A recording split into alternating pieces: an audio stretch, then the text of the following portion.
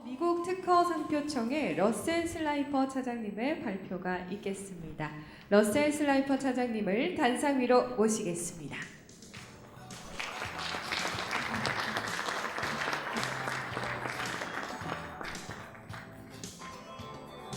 Good morning. Before I begin, I'd like to thank the Korean Intellectual Property Office and the Korean Institute for Intellectual Property for their kind invitation to speak today. I'm glad to be able to celebrate the 50th Annual Invention Day. Commemorations like today are not only highlight the importance of innovation in Korea, but illustrate the global culture that understands and celebrates scientific discovery and technology advancement.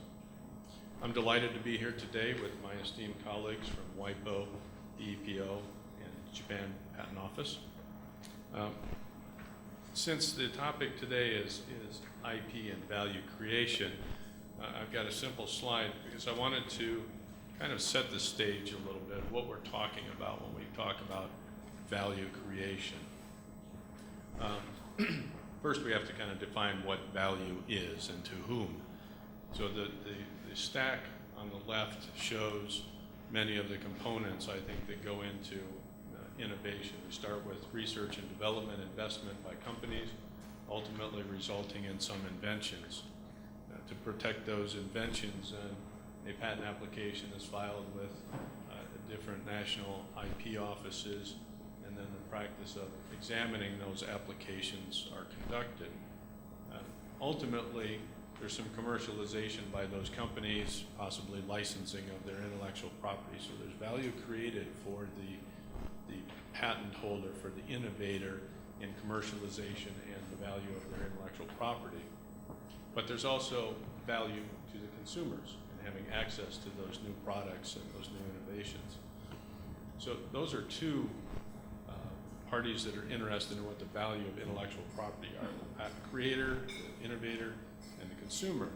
But also the patent application and examination process result in the intellectual property being shared with the broader innovation community, and that increased knowledge base is also value to the larger society. So we've got multiple players that are interested in what the value of intellectual property are.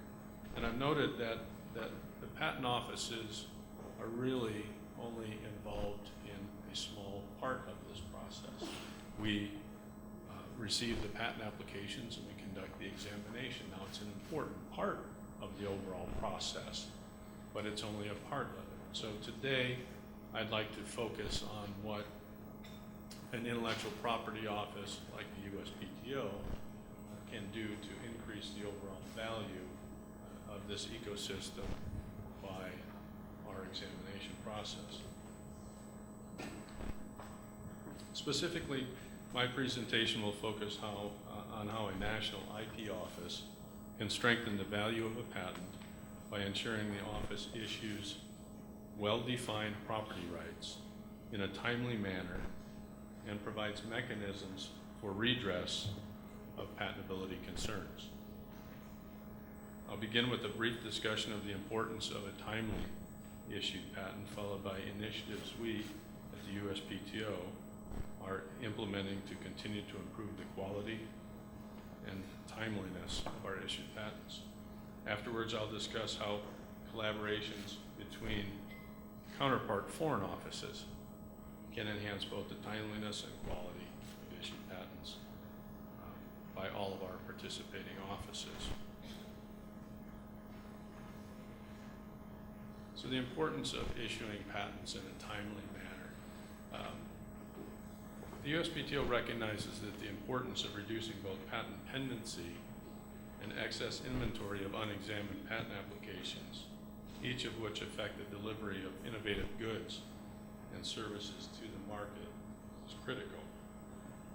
In particular, the timely issuance of patents enhances legal certainties, not just for the patent applicants, but also for those third parties looking to enter prospective markets. For patent applicants, when an office makes patentability decisions in a prompt and predictable manner, applicants are able to confidently make business decisions regarding their inventions. For third parties, prompt examination also provides timely notification about granted rights that can encourage follow-on innovations, licensing opportunities, and even prevent significant investment in capital in potentially infringing products. As you can see on this slide,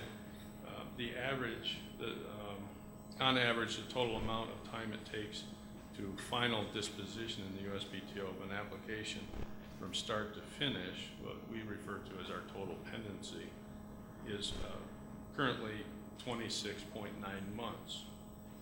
This number is down from 31.2 months just 2 years earlier, so we are making strides in reducing the total amount of time it takes to get through the Uspto. Moreover, in February of this year, we reached 18.3 months on what we refer to as our first office pendency. So our first office action time. So the time it takes from filing a patent application in the Uspto until the time you get your first office action. That has been reduced from a little over 19 months to a little over 18 months. Bear in mind that this decrease in pendency has happened at a time when we've been experiencing increases in our filings year over year. Our plan, though, however, is still for fiscal year 18, that we will get these numbers down to 21 months and 11.3 months. So we still have a lot of room to go, but we are making progress on bringing these down and helping the applicants and the broader community get patents faster. Further examination pendency is critical to dynamic markets, where we recognize that all industries are not the same, and some industries need to get patents even faster than others. So we created a pilot program that's called our Track 1 initiative, which allows applicants to pay a fee to request prioritized examination and receive a final disposition within 12 months. We're well ahead of that. This year, our statistics for our Track 1 are a final action within 6.4 months and a first disposal within 2 months. So clearly, using that process, applicants that need to have their patents issued much faster, perhaps a startup, a software, electronic industries where the technology is developing faster, you have to have an issued patent sooner. That path reduces the path through the Uspto significantly. So the importance of quality. The importance of quality on patents can't be overstated. First off, we understand that defining what quality is difficult. Everybody has a different perspective on what quality patent is, but we at the Patent Office realized that many things that we do at least contribute to the overall quality. So a quality patent must clearly define the scope of the invention that's being protected.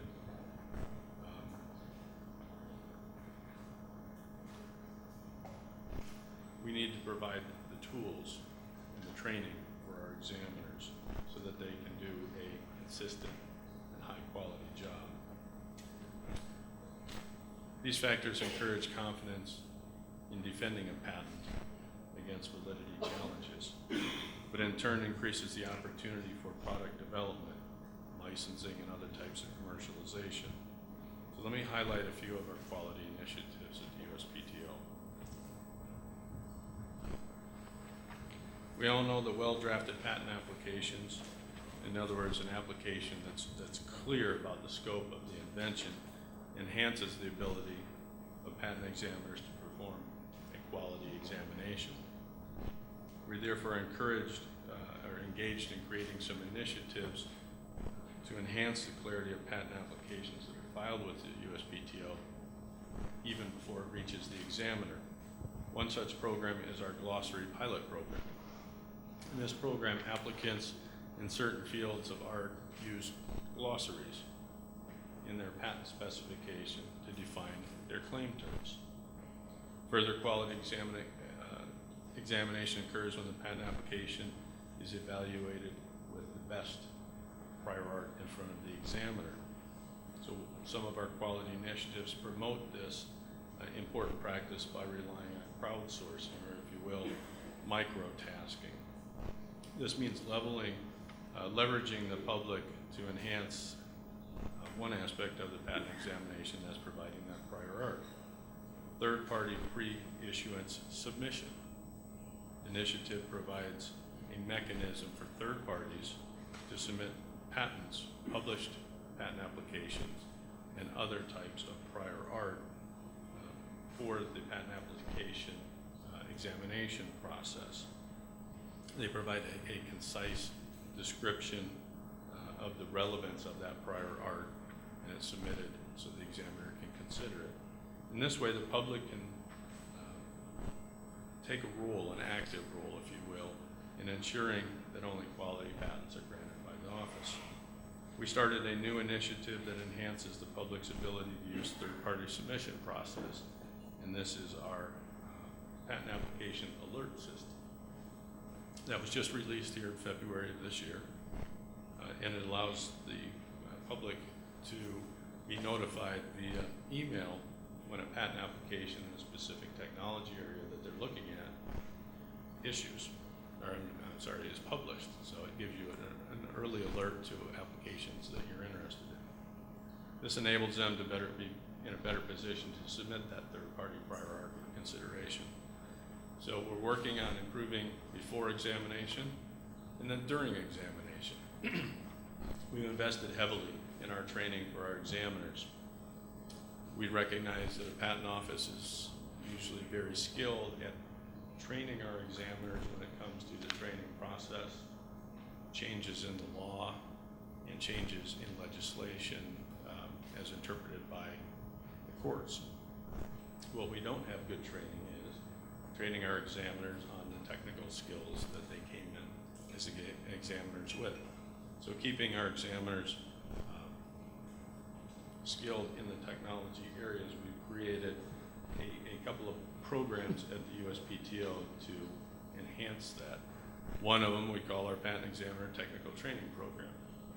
This is where we invite experts from industry and academics to lecture on specific technical areas with our examiners to keep their skills current.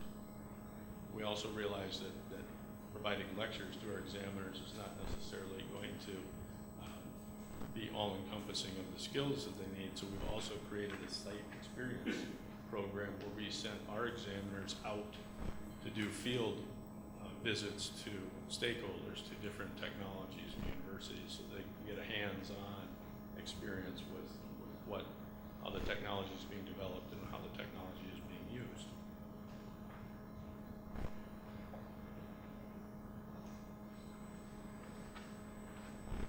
Post-examination.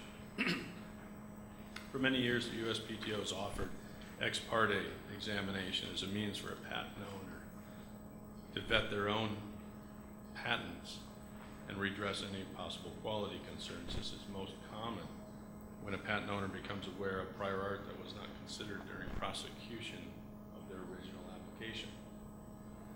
By filing an ex parte re-examination, the owner is able to either confirm the validity of the original issuance or narrow the scope of the invention such that it may be able to stand the challenge in litigation or be more valuable in licensing.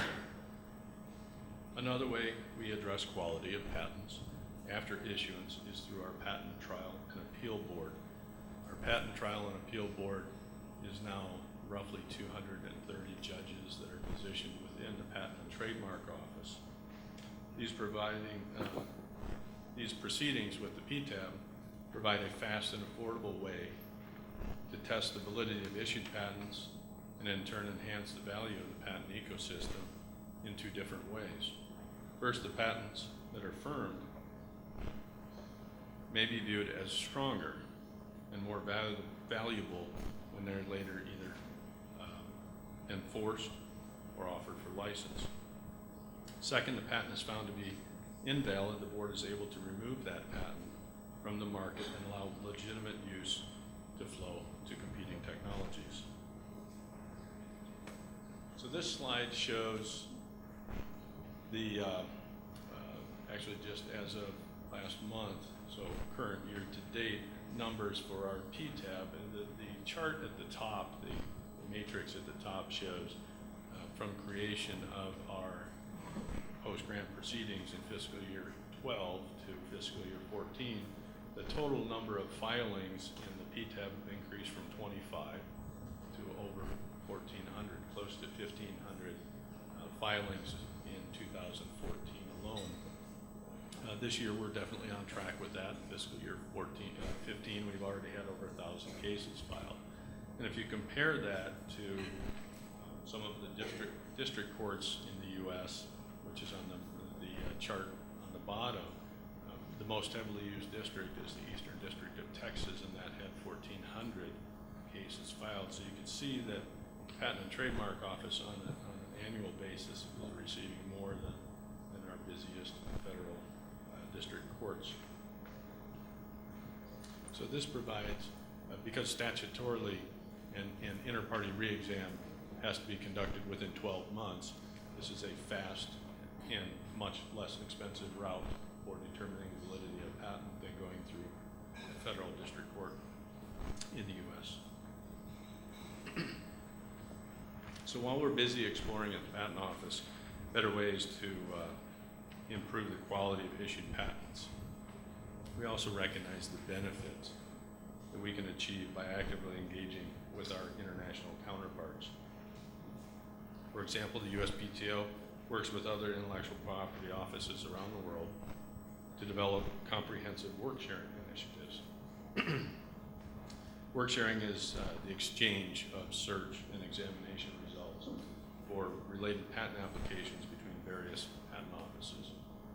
This exchange of information between offices enhances examination of the application while at the same time reducing costs to the applicant. One of these international work-sharing efforts is the Patent Prosecution Highway, or PPH. Under the PPH system, an applicant who has a patent application pending in multiple jurisdictions, when they receive a allowance in one jurisdiction, can request a fast-track examination in another country. By reusing the search and examination results of the first office, the second office, it can avoid some duplicate work, speed up the examination in the corresponding case, and improve the overall quality of the work product. As of June of this 2014, there have been more than 45,000 PPH requests filed, and right now the global PPH program, we've got 19 countries that are participating. So by collaborating with our counterparts, we're able to increase the value of the overall IP system for the applicant and hopefully get patents issued faster globally, so the global marketplace knows where the patent rights are. Patent law harmonization. Although we found great success in work-sharing initiatives, international cooperation is still limited by differences in national patent laws. The international harmonization patent regime would lead to a better diffusion of technology on a global basis. The current fragmented system, unfortunately, leads to increased costs and decreased certainty. Applicants are currently required to amend their applications based on the laws and procedures of the jurisdiction that they're applying to. So this increases the cost and decreases the predictability of patent protection on a global nature. So this is why we're committed to working with our international counterparts to create a better system that improves access to technology, lowers the cost for the applicants, and streamlines the procedures. So in closing, each of these initiatives that I talked about touch on quality and improving the value of intellectual property as a whole. We realize that as a patent office, our work product is a significant part of the contribution to the value of the overall intellectual property, both in a timely manner and in quality of the work product. So I thank you for your time and attention. It was my pleasure to speak with you today, and I look forward to answering more questions in our panel later.